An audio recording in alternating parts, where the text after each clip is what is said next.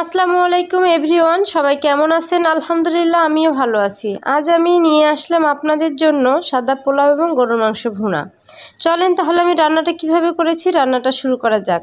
প্রথমে আমি প্রেসার কুকারে গরুর মাংস বসিয়ে দেবো। এর জন্য প্রথমে গরুর মাংস দিয়ে দিলাম, তারপরে পেঁয়াজ কুচি, রসুন কুচি, আদা বাটা, রসুন বাটা এবং গোটা মশলা, তেজপাতা সব দিয়ে দিলাম এবং মরিচ, হলুদ, ধনে গুঁড়া সব দিয়ে দিচ্ছি। দিয়ে তেল দিয়ে এখন আমি মেখে প্রেসার কুকারে আমি বসিয়ে দেব।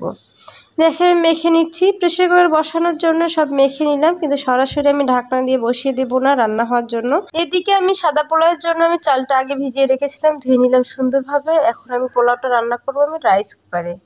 রাইস কুকারে দেওয়ার জন্য প্রথমে রাইস কুকার পাতিলে আমি চালটা দিয়ে দিলাম। তারপর আদা বাটা, পেঁয়াজ বাটা, রসুন বাটা, গোটা মশলা এবং লং, তেজপাতা, তেল সব দিয়ে সুন্দরভাবে মেখে নিলাম এবং লবণও দিয়ে দিলাম, সঙ্গে দিয়ে দিলাম মরিচ, গোটা মরিচ দিয়ে আমি রাইস কুকারে বসিয়ে দিলাম। দেখেন আমি চালটা ভেজে নেব না, দেখিয়ে আমার পোলাওটা কেমন হয় আমি একটু পরে দেখাচ্ছি। এদিকে আমার মাংসটা গরম হয়ে গেছে, জাল হয়ে গেছে। এখন আমি মাংসটা নেড়ে চেড়ে সুন্দরভাবে আগে কষিয়ে নেব। তারপর আমি ঝোল দিয়ে আমি ঢাকনা দিয়ে ঢেকে দেবো কয়েকটা শীষের জন্য। প্রেসার কুকারে 5টা শীষ দিলে আমার গরুর মাংস সুন্দর সিদ্ধ হয়ে যায়। অনেকে 4টাও দেয়, তখন একটু শক্ত শক্ত থাকে। এই জন্য আমি 5টা শীষের জন্য অপেক্ষা করি। 5টা শীষ দিলে গরুর মাংসটা অনেক অনেক একদম পারফেক্টই হয়ে যায়। তাই আমি 5টা শীষ দেওয়ার জন্য অপেক্ষা করি। দেখেন আমি নেড়ে চেড়ে রান্না করে নিচ্ছি। এভাবে কিছুক্ষণ আমি কষিয়ে নেব, একদম কালো ভুনার মতো কালার আসবে। তারপর আমি পানি দিয়ে দেব।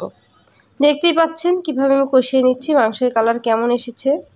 দেখেন এভাবে নেড়ে চেড়ে দেখেন আমি এখন পানি দিয়ে দিলাম। পানি দেওয়া হয়ে গেলে আমি এখন ঢাকনা দিয়ে ঢেকে দেব।